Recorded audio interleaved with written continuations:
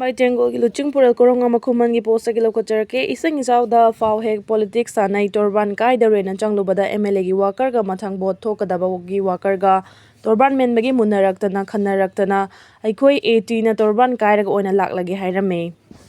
Aramba Tengol Yaraga Adom Kanabadi Fangloi Adabu Ireba Ifurup Inat Lining Gidamak Ngamzaba Karadang Oirabasu Hodna Jari Haibigi Chaktok Sabadi Fangani Nahak Ngaugera Langera Nangia Pambani Adabu Nahak Ireba Ifurup Gidamak Tokadabani Yaifare.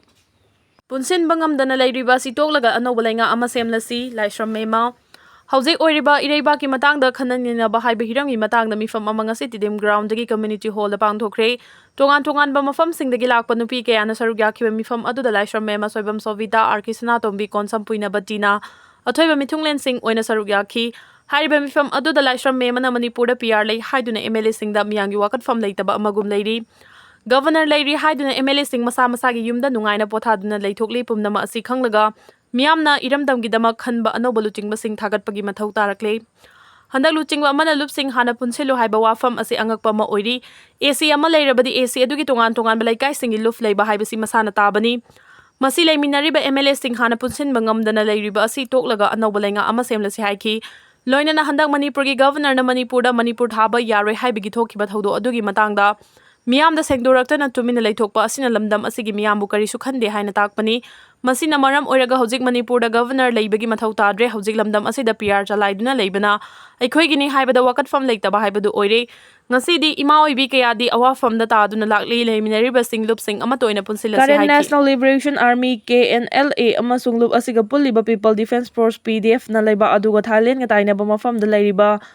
Debo Boybo Junta Gilan Misinga Makutagi Lausin Mangamkre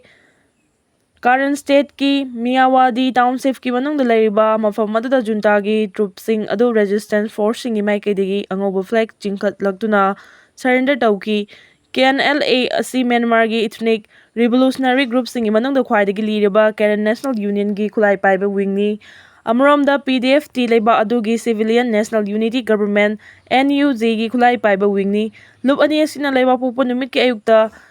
Thebo Boya da Lairamba Juntagi group Chama Rom Adugi Mathakta attack Tauduna Makoibu Kudum Chanmangam Kibani Karen Mediana Fongdorapagi Matung in a Juntagi troop sing Adugi Maraktagi Makoi Humfutaraga Nitoi Rom surrender Tau Kibani Taudo Adugi Matang da Thailand Digi Makai Digi Makoiga Taina Riba Mafam Aduda patrolling Itabacha Taba Hengalaki Thailand Authority ki Maika Digi Kutongna from Adudagi Chelakpa Myanmar Macha Changmanga Rom Hen Bada Changda from Piduna Makoi Rom Thangbada Leheli Nakalamaram da Juntana jet fighter ahum amadi bomber ani yauna bes adubu kanana bahona kiba adusu mai pakpangam kide resistance force na atopa mafam sing dasu junta dagi munna bahonari crore ani rongi drug kona na mioi ani Assam police na fare Assam gi Guwahati police na ngasi Lalmati area da Manipur dagi lakwa truck amadagi lupa crore ani rongi drug kona na mioi ani fare hari Assam police dagi thadorok pacherol amada Manipur dagi lakwa truck amada Guwahati police na khamduna thiba humagi thabak chathabada heroin number 4 295.5 gram punna soft case kungani thoida haptuna purambadagi miu ani fare hari police ki cherol asina makhata na hai faraba heroin number 4 adu malemgi black market lupa crore ani rongi oigani heroin number 4 ga konana faraba miu ani adudi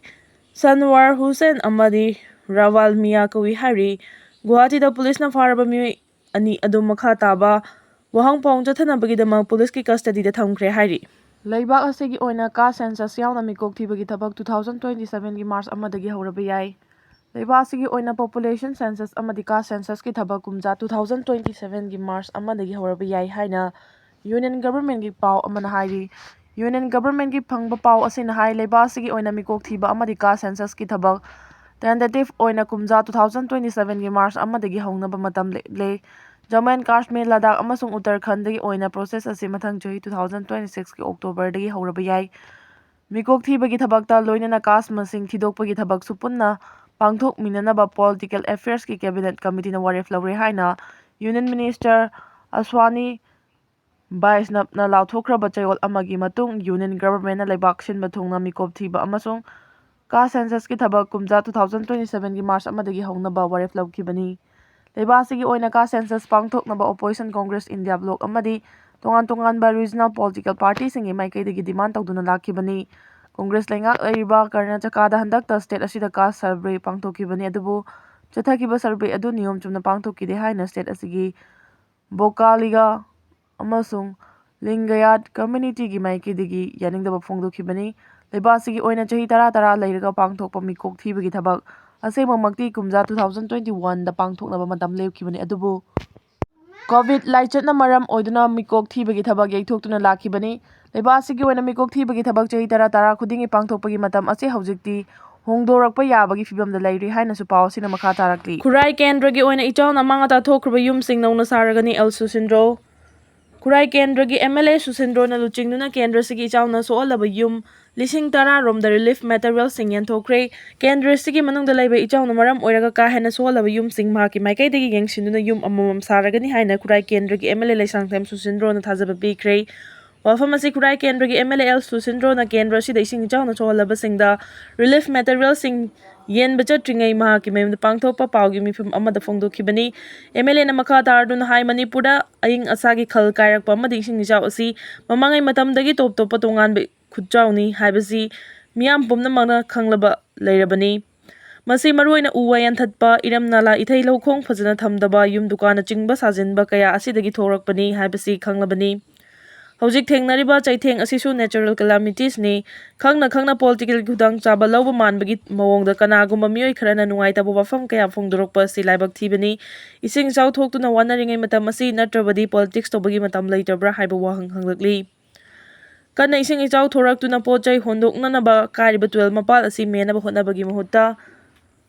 Ngai duna leiraga pangang dangang bagi thabak tawbiganu mioi ba khudimak hairaga polakpa nate leibak thonduna kanna honaringai cherakta politics sanabagi thabak tokpiu politics tawgadaba matam tawroidaba matam khanglaga social worker oibiu media da khak utnabagi thabak tawgadaba nate miyam thawgal tawge hairabadi miyam gidamak khallaga thabak pangthou thorakliba social worker khudimak kanglon thabak tawsi haiki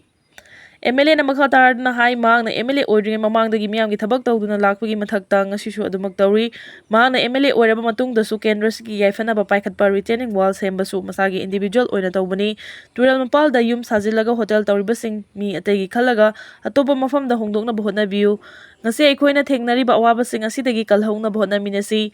Mioi Karakakin Waina Bakalaga. Aikoi punna wanmin na roishi tungi asan mamigeng thamduna paikhaliba thabak singda lengak ta khak inthok loishi aikoi isa na su wakal tamina se haiki loina na handa ki sing ichau thok pada khurai kendragi oina polling station ni phu humdoi lebagi manungda kunthraga mapan ising thumki water resource department gi bamboo chatai 90 wapis water resource department degi wapis 40 ahang cement bora Lishing Manga Amadi Mioi Chama Yankai Mating Pangnaba Tharak Hanasu Mangna Makataki. US ke nuclear proposal Yabangam Loy uranium unrest Taukigani Khamenei. Iran ki Supreme Leader Ayatollah Ali Khamenei na United States ki nuclear proposal Yabangam Loy Haina Fongdokibaga Loy na Iran na nuclear weapon sabada sizinaba uranium bumakata na unrest tawba haibadi hena matik chaba khulai oinaba